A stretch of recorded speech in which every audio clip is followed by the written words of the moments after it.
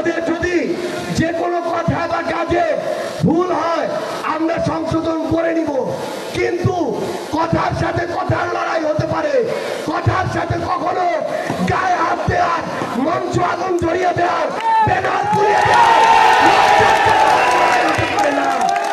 এগুলো ফ্যাসিবাদী চরিত্র।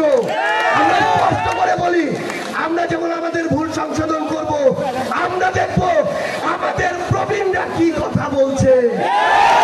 আমাদের প্রবীণরা যদি কথায় কথায় আমাদেরকে সমুদ্রে ভাসিয়ে দেওয়ার কথা বলে, কথায় কথায় আমাদেরকে বিভিন্ন ভাবে ছোট শব্দ বলে তিরস্কার করে, তাহলে আমরা বুঝে নিব তাদের থেকে আমাদের আর শেখার কিছু নেই। সংগ্রামী সহযোদ্ধারা, আগামীর বাংলাদেশে আমরা সম্প্রীতির রাজনীতি চাই, আমরা পারস্পরিক শ্রদ্ধাবোধের রাজনীতি চাই, আমরা লড়াই সংগ্রামের সুন্দরের রাজনীতি চাই। কিছুদিন পূর্বে এমন হয়েছিল, আমারই একটি ভুল হয়েছিল, অনিচ্ছাকৃত আমাদের আরেক সংগ্রামী পাহাড়ের জনপদ বাস্তবায়ন নিয়ে আমার থেকে অনিচ্ছাকৃত আরেকটি কথা বের হয়েছিল। পরক্ষণেই আমার মনে হয়েছে এই কথাটি আমার আসলে বলা উচিত হয়নি। আমি আজকেও আপনাদের সামনে সেটির জন্য দুঃখ প্রকাশ করতে চাই।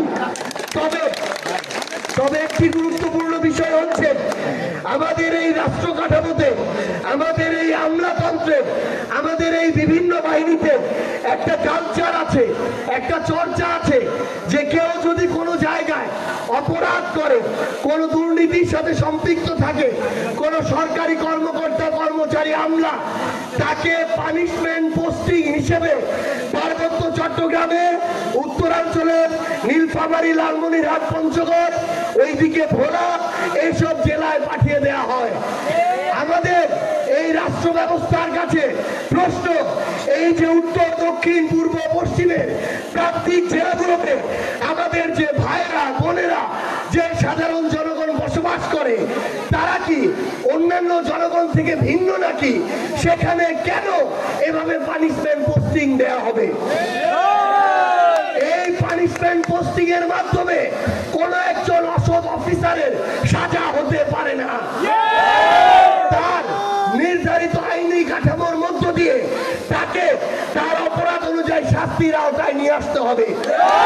কারণ যে দুর্নীতিবাজ, যে বিভিন্ন জায়গায় সরকারি কর্মকর্তা কর্মচারী হয়ে ক্ষমতার অপব্যবহার করেছে, সে যদি ওই ঢাকায় থাকে সেখানেও করবে, সে যদি রাঙামাটিতে আসে এখানেও করবে।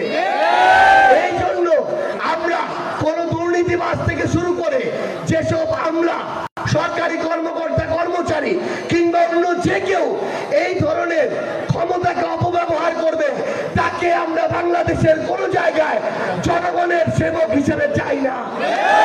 কারণ তারা যতটা না জনগণের সেবক হয়ে ওঠে, তার চেয়ে বেশি সুযোগ পেলেই জনগণের শোষক হয়ে ওঠে। আমাদের সংগ্রামী সহযোদ্ধারা, আমরা আপনাদেরকে আরেকটা অনুরোধ জানাই, আমাদের রাজনীতি চলবে, আমাদের জীবন চলবে, কিন্তু আমাদের এই পাহাড়ি জীব বৈচিত্র্যকেও আমাদের বাঁচিয়ে রাখতে হবে।